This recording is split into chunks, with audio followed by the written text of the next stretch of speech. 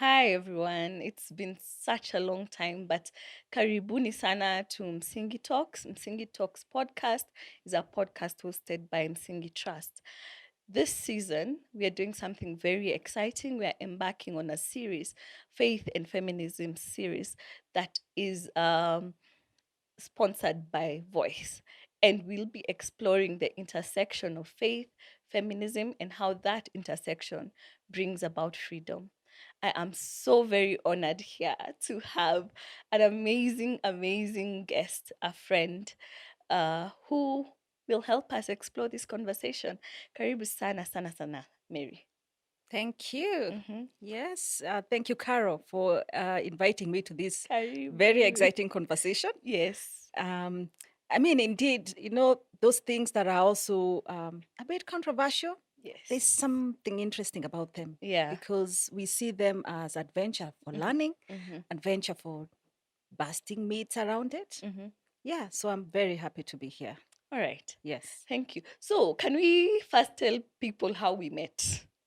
Right. How did we meet, actually? Yes. I think my colleague and friend Rennie August Yes. visited here. Mm-hmm. She's from South Africa. You Yes. had met her before, so you know where you met. I don't know. Yes. Yes. But she brought you over Mm-hmm. to me Yeah. and introduced us. And then I think one thing led to another. Then late last year, we met in Romania Yes. for the Subverting Power conference. Mm-hmm. And I think that's where it got deep. I Yes. remember I was speaking on patriarchy, Yes. subverting patriarchy as in the public and private spheres, Mm. and you're there nodding your And you're head. like, yes. And I thought, yeah, I want this person to always be in places where I'm speaking. Yes. Because even when maybe I'm not making sense, Mm-hmm. I need someone to be nodding, the Yes. sisterhood. So I Yes. think that's what I felt with you, Oh, thank you. that you're like, yes, Yeah. thank you. And I think for me, Mhm. one amazing thing about you is that you want to subvert patriarchy where Yeah. it's strongest. In one of the places where it's strongest, which is in the faith spaces. But Yeah. we'll get to that. Yes. So, who is Mary? And what brings you joy? What Yeah. brings you sorrow? Yeah. So Mary, Mm, so they call me mm, in places they like to mm, Dr. Mary mm-hmm. because I'm a PhD researcher who has done extensive work in the area of gender and Okay. development. Mm-hmm.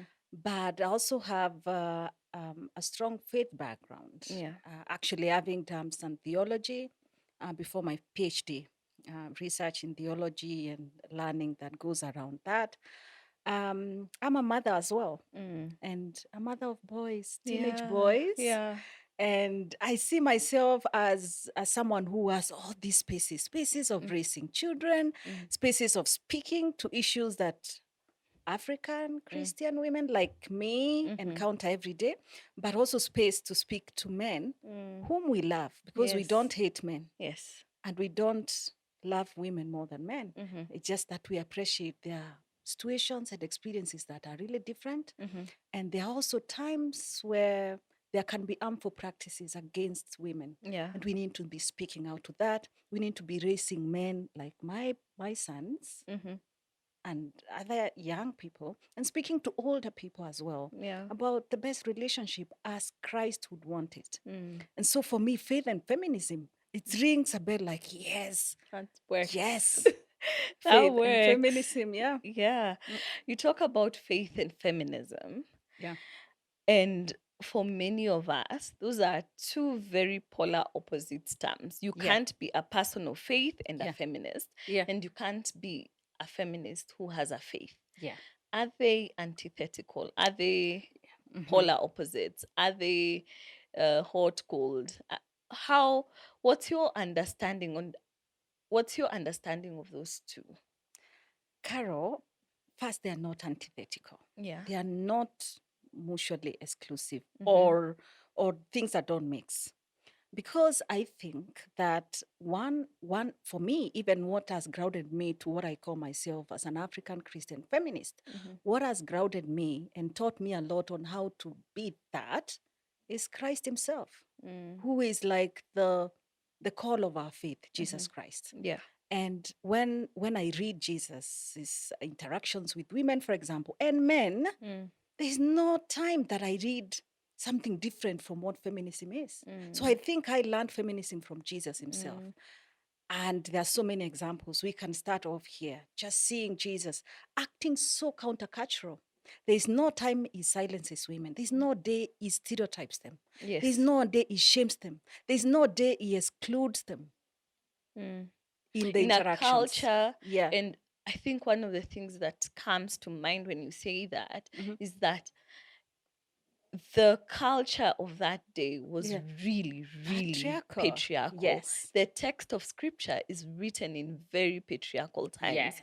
Yet you see someone here who has all power, who is meant to, show us how to live in power, Yes. subverting Yes. the patriarchal power in the way of dealing with women. Yeah. Which when you speak about it, it just lights Yeah, that idea in indeed, my head. Carol. Yeah. And the way Jesus does it, because you might say, then why did he have only male disciples? Yes, that's a question that comes a lot when Ask when it. you're working with people. Yeah. They're like, but he had 12 disciples. And some people use that to justify the fact that spiritual leadership is only for men.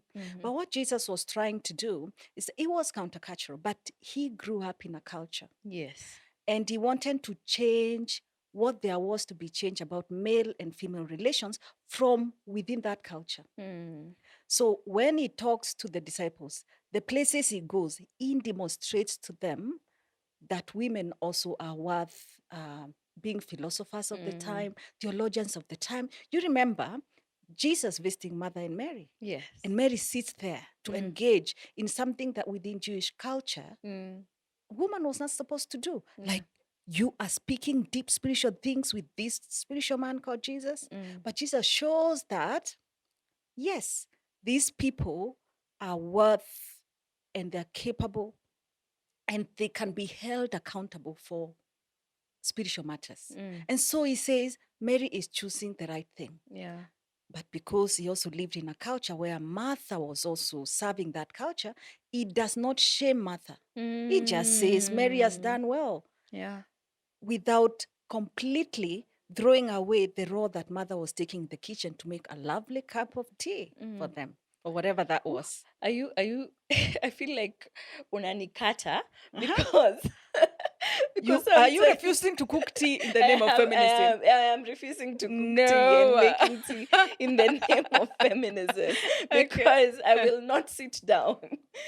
I will not run there when all of us are sitting because Imagine I am want the both. woman who is entitled. No, I just don't want you to expect me because I'm a That's the woman thing, to go in. I want to do it because I choose to serve you. That's the thing. Yes. And that's what people even imagine.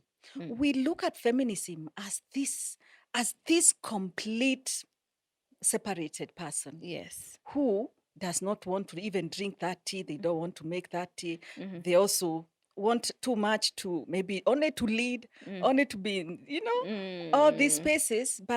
And yet we can be and do all that and still be fruitful. Yeah. I am, as a mom, as a wife, I cook.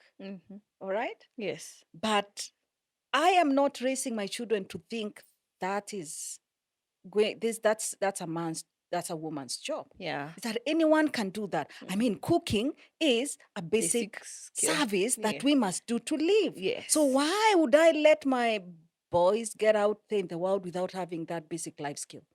That would be failing men. feminism. No, they're men. They can't. I know. They shouldn't. I know. And the thing is, they are fragile. No, they are fragile when it comes to household chores. Yeah. But now when they come out, they need to be strong. That's how we've said it.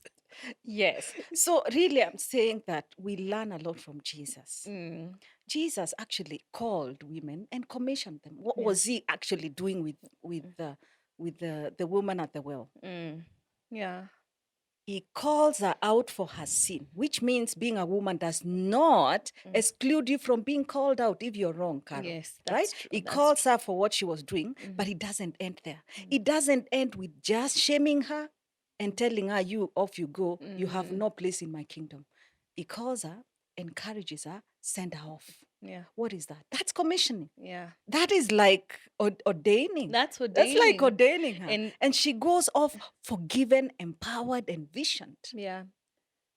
And I think the other thing about ordination, because there's a lot we have to talk about ordination as well, is we've just done a baseline survey on faith and feminism. Yeah. So we did a study in Nairobi and we did in Western. And one of the findings was that women cannot be ordained. And I think for me, the one that is more painful is of churches that seem progressive, quote unquote, but are very retrogressive in terms of the place of women. It's places where at face value, you would think they are really, because you will see a woman doing this here, a woman doing something here, all of that. But deep within... Don't say a woman, Carol.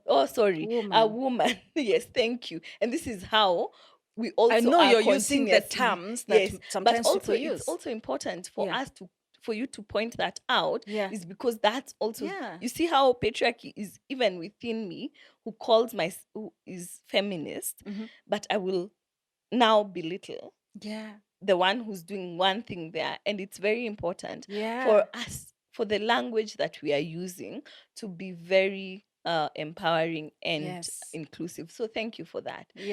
But yes, you will find a woman doing one thing here, one thing there, one thing there.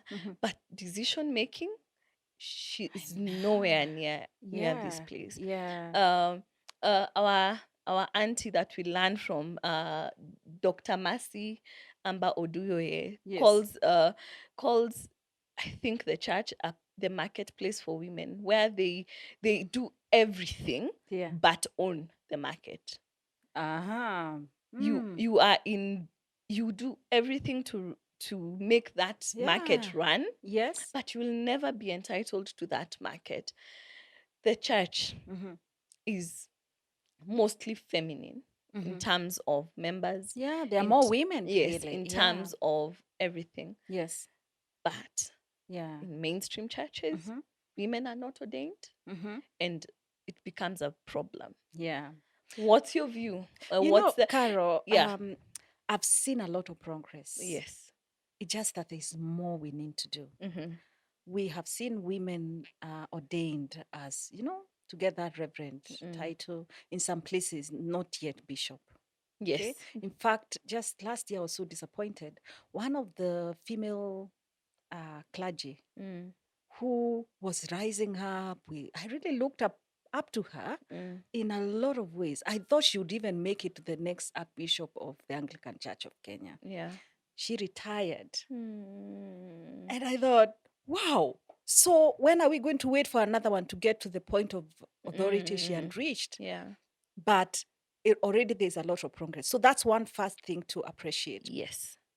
But to say that if we are to really see equality in women's leadership in social, political, spiritual, and personal spaces, we won't just settle to saying, oh, we got a woman now ordained. We have one woman in 100 clergy. You know, it is just to say, well, as you said very well, we have more women in church. So the women needs and experiences need someone who understands that to bring it at the fore of what the church is responding to. But then how will you do that? If the ratio of if there are 5 pastors in one church, we have 1 woman and 4 men, or 2 to 3, while actually the majority of the population is women. We need to encourage and inspire to even see the value of this. And talking of faith and feminism, I think let's just define feminism. Feminism is just the whole view of the, I might make it simple, the whole idea of saying, you know what, men and women are created equal, they're of equal value. Okay? And they're supposed to be productive and creative and flourishing as God's children. And therefore, they must be included in political, they must be included, benefit from political, social, spiritual, and personal spaces without being violated, without being excluded, without being, deprived of that space to express that power in them that God has given them. And that value, that the fruitfulness they're supposed to be expressing.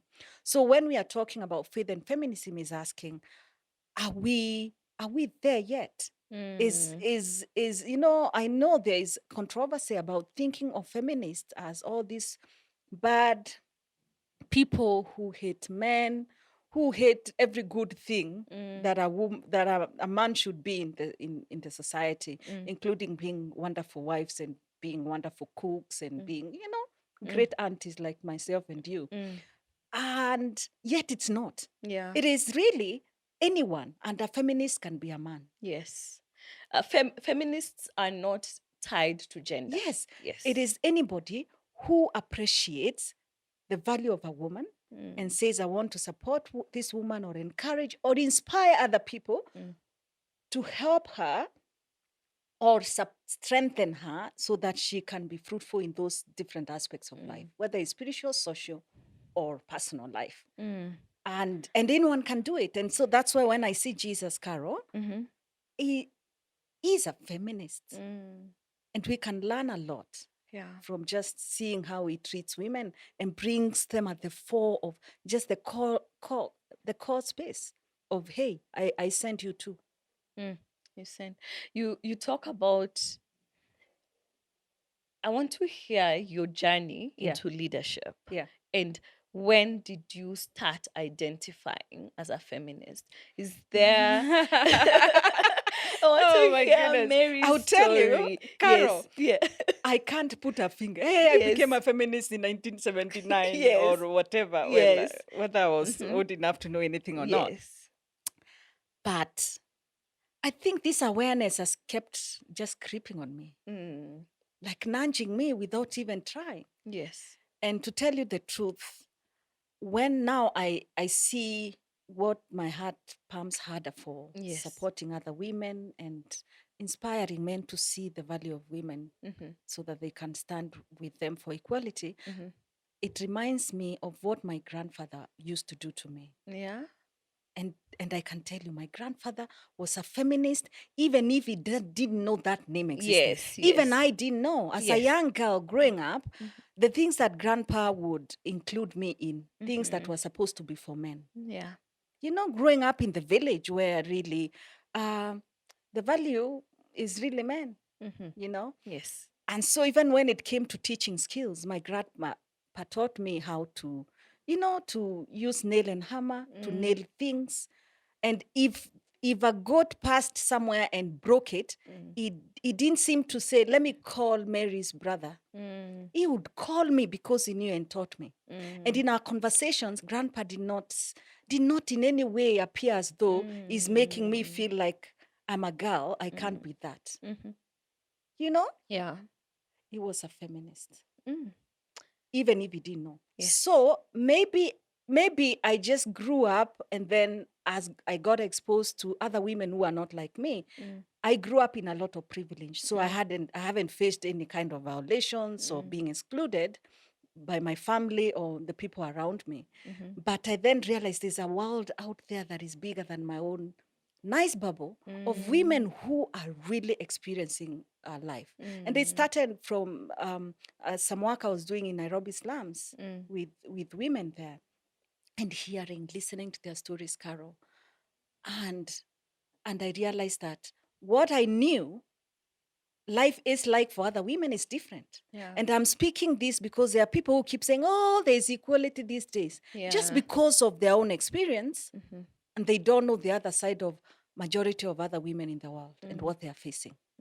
So for me, just hearing the stories of other women, it kept ringing to my head that, Mary, it could have been you. Yes. It could have been that single mother, that widow who has been thrown out, that girl who was excluded or marginalized for being paid school fees for, and she dropped. It could have been you. And the fact that you're not you doesn't mean that problem doesn't exist. Yeah. So I think that's when I started thinking, I need to do something. And my work in the slums and just also hearing stories, I am a storyteller, and I don't know if I'm a good listener or not, but You I would listen like well. listening to stories. Yes. And when I heard their issues were complex in terms of where they had come from that had led them to those deep problems, it's actually what led me to my PhD research.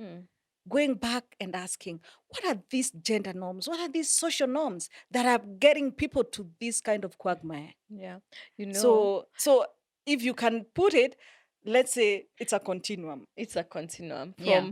and this is, you're talking about the household and how we grow up. Yeah. And how that has deep impact on how we identify. Yeah. Because if I've grown up, Mhm. if my mom is a feminist, but she does not know that Yeah. my mom will not Yes. sit down Yeah. and just, she will claim her power and her Yeah. voice. Yeah. And I think for me, Mhm. the term speak your truth, even when it shakes. Yeah. Because when my mom is angry, her voice shakes. And so do It's a I. power. It's called Yeah. power. Yes. Power So comes out. so like for me, when and sometimes she has confronted people culturally, she's not meant to confront Yeah. them, Yeah. because you Yeah. will hear her Yeah. confront you like, hey mommy, she Yeah. Yeah. but for me, I learn the power of voice and agency Yes. from my mother. Wow. I learn how to own my voice, Yes. and how she has fought for us. Yes. But also I learn it from my father, Yeah. in the sense of how I see him operate in our home. Wow. Mm-hmm. Yeah. I have never, like, there's been 2 or 3 statements that I have Yes. had as like, I usually. Yeah. But then I have seen him, how the home is also his. Yes. Yeah. Yeah. Yeah. I have seen him wash his clothes manually. Mm-hmm. I have seen him cook chapatis. Mm-hmm. I have seen him do things that my uncles, because where I grew up in a In a home group, state. yeah. Yes. So now my uncles there can never be them. So for me, the household is also a very important place. Yeah, for to modeling frame as well. to Yeah. frame freedom. Yes. Because most of us, we learn how to be oppressed in our homes. The home. So it's normalized. Yes, It becomes part of what you think is okay yes. to be, yeah. Our voices are silenced. So are at we home. saying, Carol, then Yes. that it doesn't matter the word, the name, the term Yes. we call it? Yes. There's something we want. Yes. And that's valuing of women. Yes. And that's dealing with historical norms and practices that have relegated women to where they are in terms of some being violated and accepting that that's okay. Some being completely excluded from even leadership, even within faith spaces, as we are saying, and whatever that is. And I think where feminism comes into, kind of fire with faith is because of where that term came. And that's the West. Yes. It's also because of the methods it was clothed in. Yeah. A good thing clothed or packaged in a way that was a bit not well understood. Yeah. So, for example, it came with its placard carrying angry women. While really the anger that takes someone on the street is not just from there.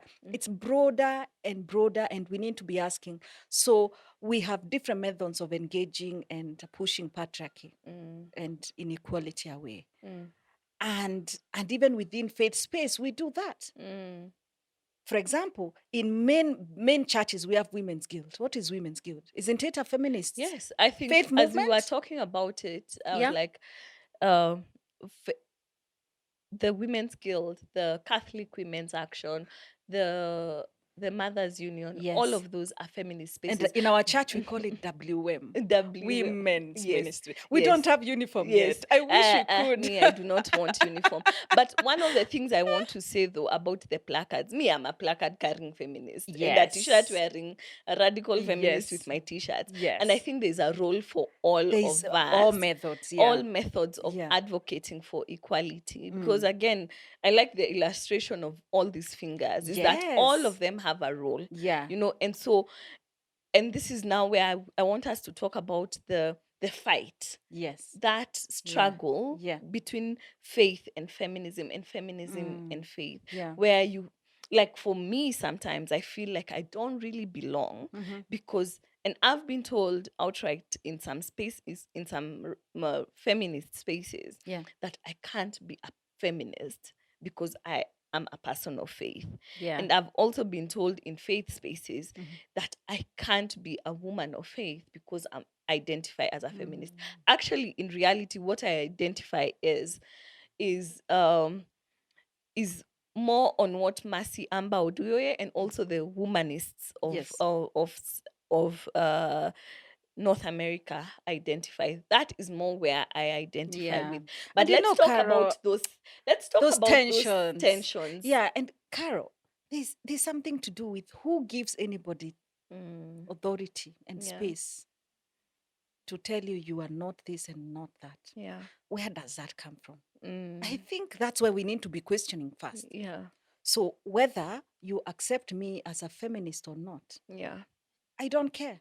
But we need to be calling even that kind of thinking that you are the one who holds the faith space. So you have the power to say Carol doesn't belong here. She's not proper because she's a feminist. Or you're the one who holds the feminist space. So you can tell me I don't belong there because I'm a faith person. I can be both. In fact, not both. I'm one person. You're one person. And my expressions of my faith, if they lead me to actions that are standing for what feminism is, I'm it. Yeah. You. So first of all, let bring that bust that idea that someone should be defining for us, and when it happens, it's unfortunate. But we need to be defining for us what we are, and that's why for me, Carol, I identify myself as African Christian Feminist. Yes. Because I know as an African, there are very special experiences, interests, needs, priorities that an African woman experiences today that are very different from any part of the world. Yeah. So I'm not American Christian feminist. I don't understand. I haven't experienced the issues of women in America. It is Africa that I know. Yeah. And it is my sisters that I understand best. All right? Yeah. And it is our issues we have to be zooming at in our feminism here. So that first. Two, I'm a woman of faith. Yeah. You know, I'm born again. I love Jesus as my personal savior. I believe in his teachings of freedom for everyone. He said in his mission statement, I came to set captives Carol, you know free. the Bible. Yes. What does it say? I came to set the captives free. Yes. So part of people who are held in captivity are these people who practice harmful behaviors that hurt other people because of culture, for example, or because of what they think, whether they are men or women. And especially we are now talking because women have been historically been down there. Yeah. We are saying there is a lot that we need to be speaking to and expressing this Jesus core mission of setting the oppressed free, bringing healing. Yeah. And healing comes in different ways. Even what we are doing now, we are teaching so people's sick ideas can be healed.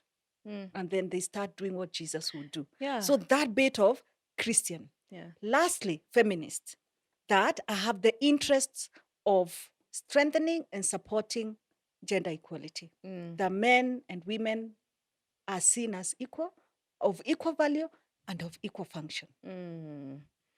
We were talking in the beginning, like when we were waiting for this to be set up, about, because I want us to also talk about the home, the household, and the household, as we had spoken about earlier, is a place where very harmful ideas are taught. Yes. And there's two there's two ways Yes. of doing the home, right? Yeah. There's egalitarian and there's complementarian. And in Kenya, Caro. I know. In Kenya, we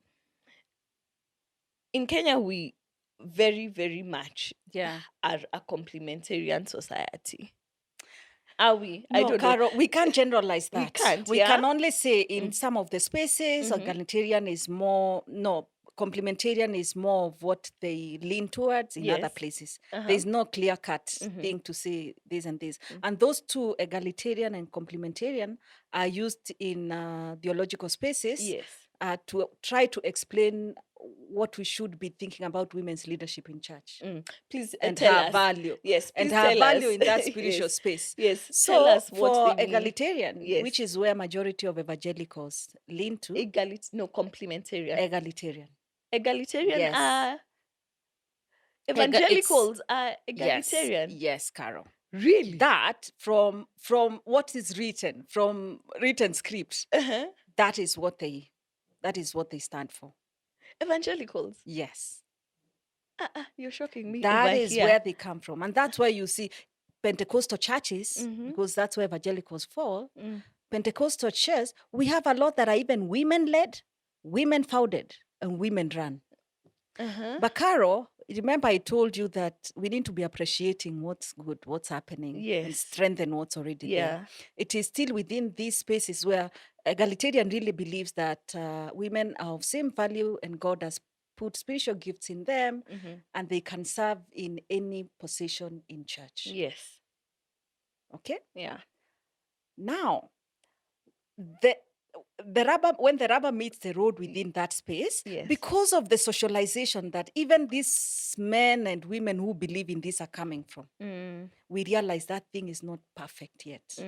We are not there yet. Maybe because we are trying to also cling to what gives us, identity and power. Yeah. Identity and power. And it's not perfect. But that is one of the bases. That is one of the strong bases for evangelical theology. Now, you have lost me. I am shocked over here. And evangelical theologians also are from north to south. Yes. There is a very wide expression of it. So maybe I also be wrong to say evangelical as a whole. Yes. Because it's just one theological expression. We have a lot of people identifying us. Even those who might be, agreeing on the main thing, believe in the Bible and Jesus Christ and the role of the church in the world. But other things they might be easy about. So let's just put it that there is good happening within that space. But then there is a whole other thing of complementarian. Those who believe that, we believe that women are, are valued by God. But, we have complementary roles. And in the defining of those complementary roles in church leadership, apparently, those roles tend to be a woman's only complements a man in leadership. Their space is supportive. And men never compliment women. Funny. Okay. Very funny, right? So I can't tell you which expression of theologians mainly are in that, but that's a basic. And it's really well packaged. Yes. It looks very nice. And it looks very spiritual and helpful that you support. Because also woman is the and weaker that's vessel. Why it's the same one that made missionaries that came in the history. Missionaries would come as a couple. Yes. And the man would be the one who is coming as the main guy. The woman is coming to support. So even when women had wonderful contributions in a mission station, their contribution was not recognized. Because it's a contribution of the man. So when does supportive roles, complementary roles, become mainstream to the extent that we recognize if we remain in that kind of ideology? And that's where I have a problem with complementarian. But we are created to be helpers. Yes, we are.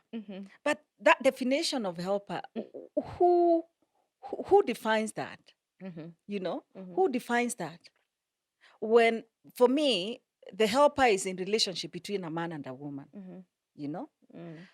In creation story, what does what does God say at creation? He says, man and woman, he created them.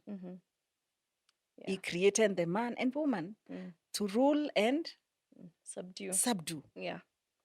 He doesn't say there, woman was to support man as he subdues. Yes. It is that they were given mutual responsibility. Mutual responsibility. Yeah.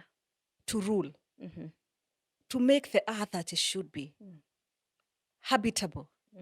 That everyone flourishes. So this idea of no, it doesn't come. And also the role of translation as well, because I have a tattoo here that says Ezra. You have a tattoo. Yes. Goodness. And for me, I want one too. Yes. I don't know which part of the body I'll put it, but this is what when Jesus, when the whole creation was happening, this is what was mandated. We'll create an Ezra, and a person equal in value, in function. Yes. A warrior woman. Yes.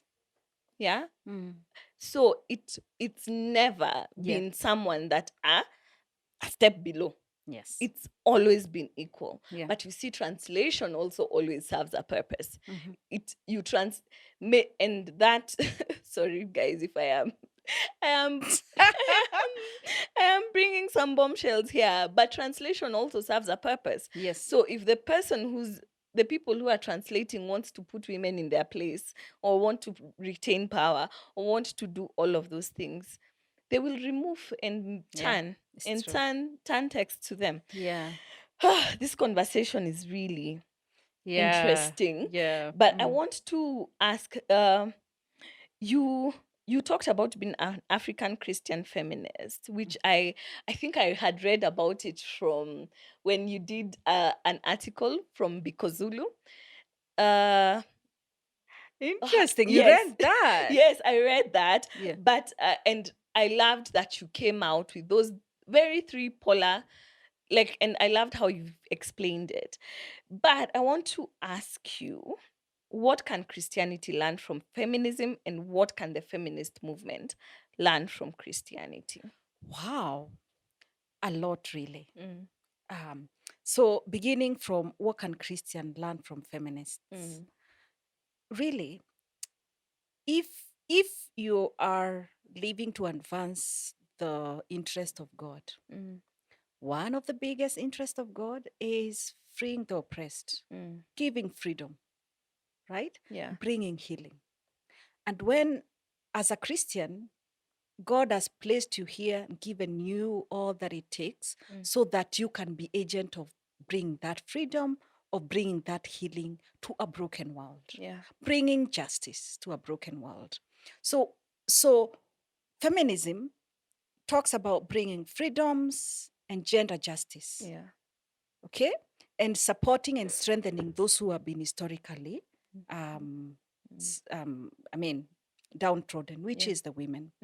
So if as a Christian, I need to really learn how to look at people's experiences and help them receive that freedom, then that's a great thing. And I think for me, that's where I may have come from. Wanting, first of all, to be part of God's work, to bring that justice. Yeah. And then realizing, hey, women is one of that spaces that really, really need this. Yeah. These freedoms, justice, inclusion, enablement. Yeah. And so it's really just saying, what is the problem in the world that is broken that needs fixing? One of the biggest problems is gender inequality, oppression, violation, marginalization, exploitation, patriarchy, and it's all within that patriarchal ideology. Yes. And if I'm a Christian and I need to be participating with God to heal this brokenness, then I have to be in tandem with what those issues are. So how can I be a Christian? I'm standing for that, and I don't see the needs of my sister, and ask myself, how am I going to support her? That sister who my life has violated her too much in the hands of patriarchal practices expressed through a man or another woman somewhere. how can I be a Christian? I don't see that. Then what am I seeing? What am I doing? What brokenness am I healing? Yeah. What freedoms am I giving? What justice am I seeking? If I can't seek that justice of my sister as one of the issues, Yeah. gender equality is one of the issues that Yeah. the world is facing. And just seeing how all these other problems in the world are really, really interconnected with male-female relationships. Yeah. Or how all these other problems, let's say poverty or climate change, Yeah. has different implications for women, for example. Yes. A woman will be affected different by climate change, Yeah. for example. A disaster happening, that earthquake that happened in Turkey, Syria yesterday. Yeah. Women are affected differently from men. Yeah. That's the way it is. And if I don't get in there as a Christian to respond asking, what is it that is different for this woman and this man, so that when we respond, we really meet the need of that man or that woman well, then there's a problem with that. Yeah. We are blind if we do that. We are not listening. We are not following what God wants us to do. So I believe gender injustice is the most private evil. Is the most private brokenness. Yeah. That also expresses itself in public spaces. And as believers, we need to zoom on that.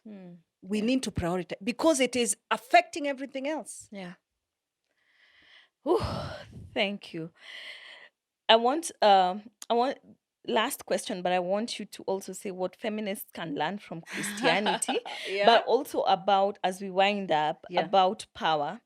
What's the power? What's the role? What's the role of giving power to female voices in faith spaces? Why does it matter? Wow. And what's the hindrance? Why is it important? We call this 100 voices of change. Why is it important for women voices to be present within faith spaces? So first, let me quickly say what feminism can learn from faith. It is for feminists to know that faith is not against them.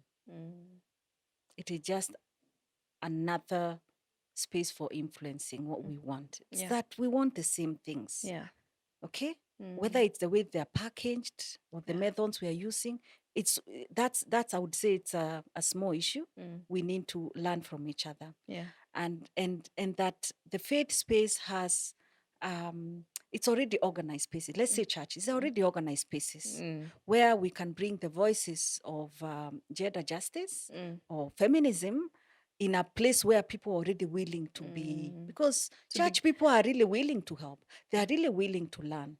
And we need to be positive in that thinking so that we don't approach each other with defensiveness or whatever, but we approach other with, Carol and myself, in fact, we're on the same side.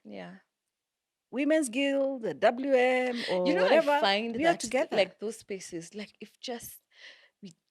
if we just allied together, the amount of women organization and how if we organized towards freedom, all of us mutually. Let me tell you what my problem is, especially in the urban spaces here with big, nice churches. The women in church who are supposed to be faith feminists in these groups and in this leadership of these groups in churches, they are so focused on themselves as like a group in that church. They're focused on their own middle class realities. They don't see others. Their mission is to themselves. And I think God does not bring people to those kind of freedoms, knowing Christ, being in middle class, being able to feed yourself, so that you can just be there comfortable dressing up for WM meetings every Saturday of the month. Every one Saturday a month. God doesn't call women for that. We are powerful in those women's groups, but we should also think about other women who we could have been them. And they are suffering, whether in Kibera or northeastern Kenya. And say that our beauty, our strength, our health that we have received cannot just be for us. And even within themselves, like within this collective, there's a lot of gender violence that happens. There's a lot of matrimonial properties conversations that are happening. Yeah, But because we are injustices. just now here praying, Yeah. we do not talk about these injustice issues Yeah. in that space. So the other question was what? Why is it important for the my women and goodness. voices? I have just said it. Yes, you have. It's important Yeah. to for women to see beyond themselves. And you see, every person speaks or expresses themselves from a point of what God has made them to be. Yeah. Right? Yeah. And that force is strong. And we can't be having this world population with almost half women, half men. Yes. And then half of that, have you heard that book, Half the Sky? Yes, Half the Sky. It's like, yes. if we are holding this sky, what a loss. Yeah. If half of the people holding it are holding it weakly, or they're being told, no, you compliment me there, then I just hold it for you. Yes. What beauty, what joy, what freedoms, what justice can we get if everyone held? So it's so important. Yeah. Right? Amen. You've just taken us to church. Asante, Asante, church. Amen. Otako, do you want to get, converted? It's African women on the front line, organize, liberate, educate, celebrate. It is Jesus calling us out of our comfort. Of our comforts. It is for us to organize ourselves into circles of influence, into places where we galvanize our voices, because we all have voices. And so in any space where our voice is silenced, we need to be like, yes. And the other important thing, Carol, is to see men as our allies. Men are not our enemies. After all, they are our daddies, they are grandpas, they are my sons, they are my husband. I don't want husbands, I have one. Right? Those people surely can be our enemies. And so whatever we need to do as faith women, feminists to faith, is to grow along with these people. Be patient as we teach them. And that's another voice, really. Just saying, these are not my enemies. If they are wrong now, Carol, and they are doing things that are not right, we hold them with kind of compassion and be there to coach, teach, demonstrate. I feel like there are some people who have the gift of teaching. I'm like, Mary, you have that gift of teaching. Uko na gift of placards. Me, niko na gift of placards. And that has its place. Please, some people need to be shouted at to hear. Yes. All right? So there you go. Wow, this conversation can go on for 2 more hours, 3 more hours, but I think this is amazing, because this is the first of many conversations that we will have. And thank you so very much, Mary, for so, Carol, do you accept me in the feminist circle? But are you you said feminists don't accept faith women and faith women. But by the way, even if you don't, I am it. You are it. And also, I think the circle is so wide. And it's this is so the wide. The space is so much. The space is so much. And we all need to. There's a colleague of mine who used to say with their brother is that we kaza huku mimi kaza hapa. So all of us need to kaza, pull wherever we are and do our best. Wow. All right. Asante sana. Thank you. And yeah, see you. All right. Thank you, Carol. Bye.